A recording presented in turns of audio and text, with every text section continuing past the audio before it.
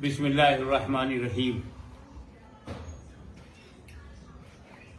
अल्हम्दुलिल्लाहि रब्बिल आलमीन वस्सलातु वस्सलामु अला अशरफिल अंबिया वल मुरसलीन व अला आलिहि व सहाबिहि अजमईन। अम्मा बाद फऊज़ु बिल्लाहि मिनश शैतानिर रजीम। बिस्मिल्लाहिर्रहमानिर्रहीम। इन्ना शैताना लिल इंसानि अदुव्वुम मुबीन।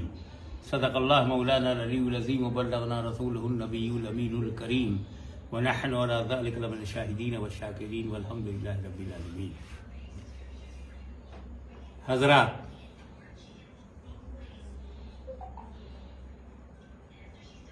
सतीजा कार रहा है अज़ल से ताइम रोज़, शराग मुस्तफ़वी से शरार बुलहबी।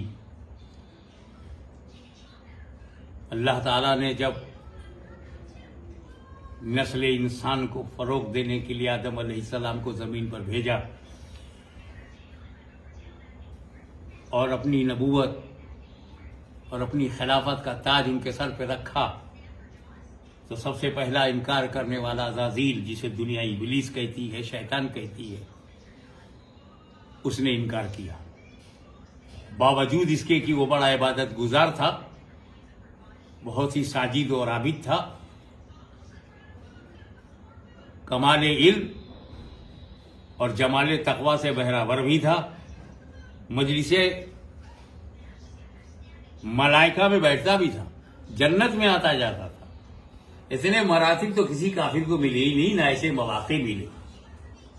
पर यह पहला और आखिरी काफिर है जो जन्नत देखने के बाद भी जन्नत से महरूम है, देखने के बाद भी। तो नतीजा यही है कि दो ताकतें शुरू से चल पड़ी, एक रहमानी ताकत, एक शैतानी ताकत, और ये आपस में नुबुर्द आजमाइश लिए रहे कि इससे अल्लाह ताला ने इंसानों का, अपने बंदों का इम्तिहान लिया। आजमाइश में आजमाइश की, कौन तेरे हैं वो तेरे हैं, जो मेरे हैं वो मेरे हैं, वो तेरे नहीं हो सकते।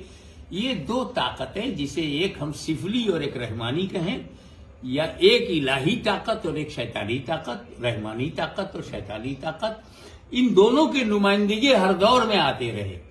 अल्लाह ताला ने अंबिया किराम का सिलसिला जारी रखा, तो इब्लीस ने भी अपनी शागिर्दों का सिलसिला जारी रखा। अगर अल्लाह ताला ने अपने वहदानियत को बताने के लिए, हक को बताने के लिए हजरत इब्राहिम को भेजा, तो वो भी चुपचाप बैठा नहीं था, उसने भी अपना एक नुमाइंदा नमरूद की सूरत में बना के भेजा। अगर अल्लाह ताला ने अपनी हक्कानियत को, अपनी वहदानियत को दिखाने और बताने समझाने के लिए मूसा कलीमुल्लाह को भेजा, तो वो भी खामोश बैठा नहीं रहा, उसने भी उससे रुकावट डालने के लिए फिरौन को भेजा। अगर बेहतरीन, लाजवाब, बेमिसाल नबी को अल्लाह ताला ने दुनिया की हिदायत के लिए भेजा, मोहम्मद अरबी सल्लल्लाहु अलैहि वसल्लम को, तो फिर वो भी खामोश नहीं बैठा रहा। इनके मुकाबले के लिए उसने अबू जहल, अबू लहब, अतबा, शैबा, न जाने कितने बड़े बड़े लीडरों को, नेताओं को उसने भी खड़ा कर दिया। ये सिलसिला हमेशा से चलता रहा है। अगर इस्लाम की पहचान इमाम हुसैन बन करके चमक रहे हैं, तो रुकावट के लिए उसकी नुमाइंदगी में यजीद सामने आ रहा है।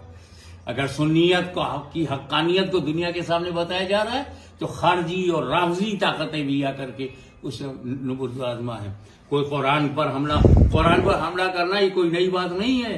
अरे ये तो जब खिलाफत, नाम नेहाद खिलाफत के दौर में भी कुरान पर मखलूक होने का, कुरान का, अल्लाह का ऐसा कलाम जो माज़अल्लाह हादिस हो, कदीम से होने से इनकार, इमाम अहमद बिन हम्बल ने मोर्चा संभाला और इस तरीके से उन्होंने इस्लाम और उम्मत मुस्लिमा को बचाया। तो कुरान पर हमला करना ये कोई नई बात नहीं है। रही ये अभी जो नरसिम्हा आनंद की बात आ रही है, इसका तो नाम लेने ही से जुबान का मजा खराब हो जाता है। फिर भी ये नरसिम्हा है तो दरिंदगी का तो सबूत देगा ही, और उसी में उसे आनंद आ रहा है तो आने दीजिए, उससे इस्लाम को क्या तकलीफ है। बात सिर्फ ये है कि कुरान ने तो 1400 बरस पहले ही नरसिम्हानंद एंड कंपनी को चैलेंज कर रखा है, 1400 ईयर्स एगो, कि अगर कुरान अल्लाह का कलाम नहीं है, ईशवाणी नहीं है, ये रब का कलाम नहीं है, तो एक आयत की तरह पंडित जी आप लिख करके ले आओ। जब कोई बंदा हिंद से लेके सिंध तक, अरब से लेके अजम तक, भारत से लेके अमेरिका तक, आज भी दुनिया में 6 बिलियन लोग मौजूद हैं, जिसमें 2 बिलियन तो शायद अरबी जानते हो। एक पकड़ के लाओ जो कुरान की 6,666 आयतें नहीं, एक आयत की तरह दूसरी आयत बना दे। अगर कोई पंडित, कोई मुल्ला, कोई भी पढ़ा लिखा, कोई अरबी और अजमी एक आयत की तरह दूसरी आयत नहीं लिख सकता, तो मतलब ये कलाम बंदे का नहीं है। जब ये कलाम बंदे का नहीं है तो बंदे को हक पहुंचता है कि अपने रब के कलाम पर एतराज करे। मियां, कुरान पर एतराज करने से कुरान को नुकसान नहीं होता। एतराज करने वालों की हैसियत और उनकी नीयत, क्या नीयत है इनकी, कौन जानता था? कुरान पर हमला करने से पहले इस पंडित को कौन जानता था? बदनाम होंगे तो क्या नाम नहीं होगा? ऐसा भी कि बड़ी हस्ती से लड़ जाओ, बड़ी बात से टकरा जाओ, बड़ी तारीखी हकीकत से पंगा ले लो, बदनाम होंगे तो क्या नाम ना होगा? यही नसीम आनंद, जिन्हें अहले हुलूद नहीं जानते थे, आज पूरा हिंदुस्तान, पूरी दुनिया इनका नाम जान गई है।